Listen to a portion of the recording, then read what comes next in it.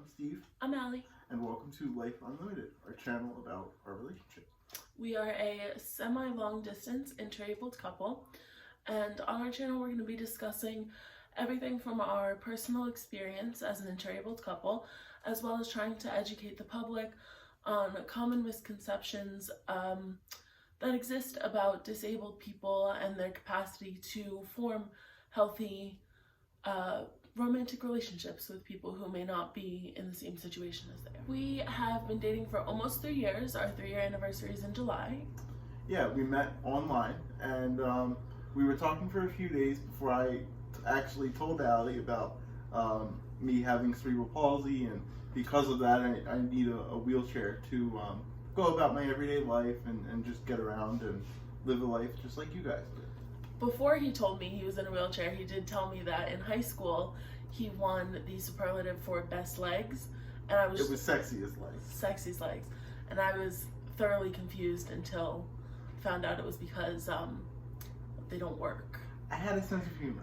I still have a sense of humor. I call our relationship semi-long distance because although we do both live in New Jersey, I live in North Jersey and he lives in South Jersey. We're about an hour and a half's drive away from each other, and obviously only one half of us can drive. Yeah. So it made getting together the first time a little complicated, because when we did meet, I was not comfortable driving on highways or parkways or big roads. And to get down here, not only do I have to take a highway and a parkway, I have to take the New Jersey Turnpike.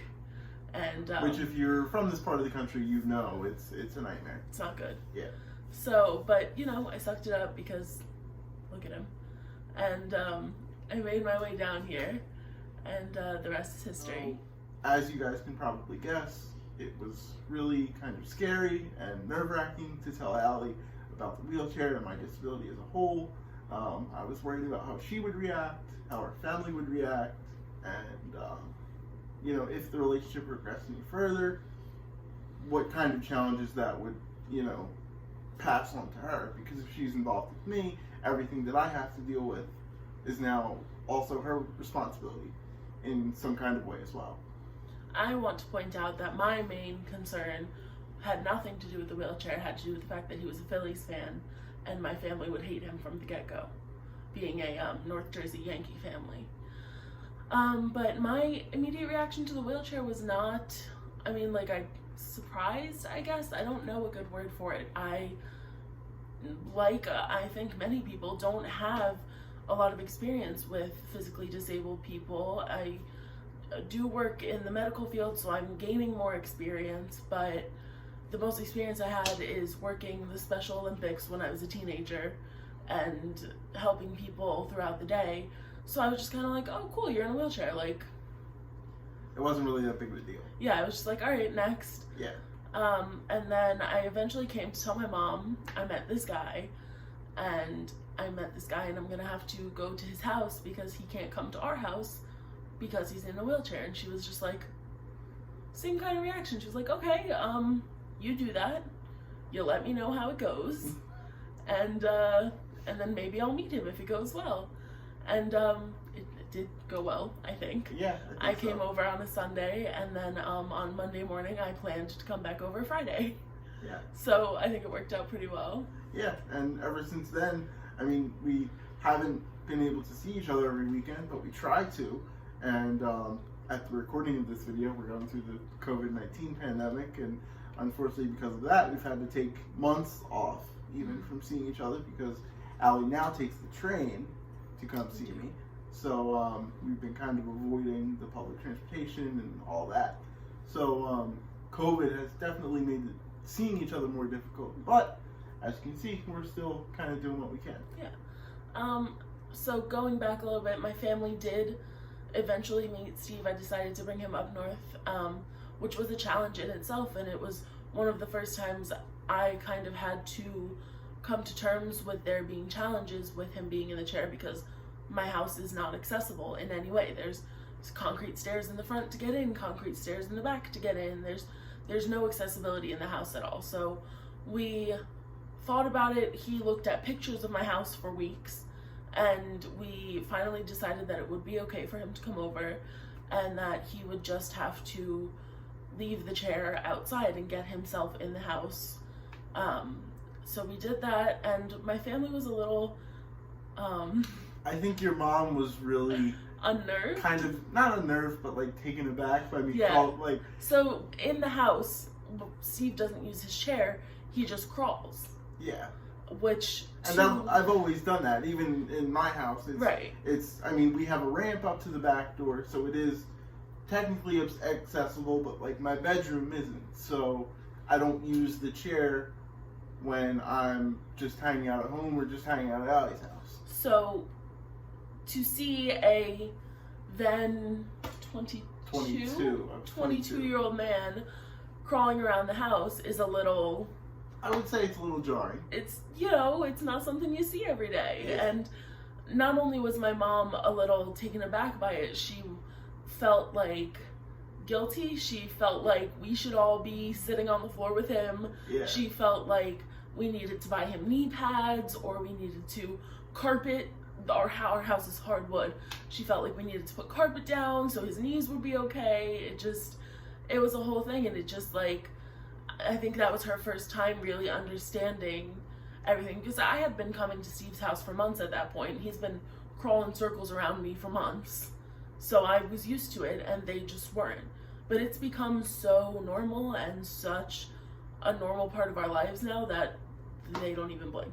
Yeah, it's not. And that's been how it's been for me my entire life with any friend I've made, whether it's been a romantic relationship or not. I go to a friend's house and they say, like, how are you going to get in my house, or how are you going to get around? And I just say, like, just let me crawl around, because I'll feel like I'm at home and I'll be more comfortable that way. We do have his chair is motorized, but we do have how do you call it? Like a non-motorized regular push wheelchair that we have used at my grandparents' house before, that he, can get in and out of on his own, and we'll push him around the house that way. But if it's more comfortable for him to crawl, and it just makes more sense. And it's an independence thing. I'm sure as anybody who's watching this that might have a disability, you have such little independence to begin with that when you do have some, you want to hold on to it and not have the little independence that you do have stripped away in any kind of situation. As our relationship progressed, the dynamic kind of shifted a little bit, from like a regular boyfriend-girlfriend relationship to kind of a caregivey sort of setup. I don't know if that's the correct word, but as we progressed in our relationship and got more comfortable, and we traveled on our own and went places on our own, like we drove to Tennessee. Obviously, situations happened where Allie needed to become his primary caregiver. Yeah. And that is anything from putting on his braces for his legs and tying his shoes, to getting him dressed in the morning, helping him in the restroom, helping him with putting on like a hoodie sometimes he needs help with.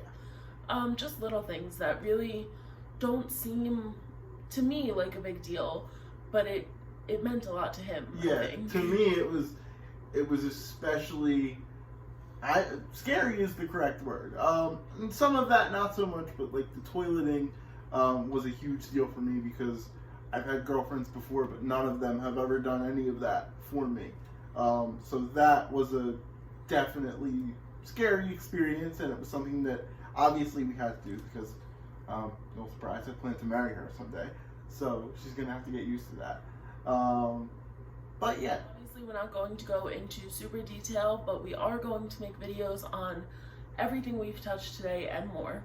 I know this video was kind of all over the place. Yeah, we just wanted to kind of give you guys an idea of what you're gonna see here, what we're gonna talk about, what you guys can expect, and if you guys are gonna subscribe, what kind of content you guys are gonna see. And so you guys kind of know what you're getting into when you hear us talk, and what you're going to learn, and how we hope to help and educate the public about relationships like ours. So thanks for watching, and we'll see you guys soon. Bye.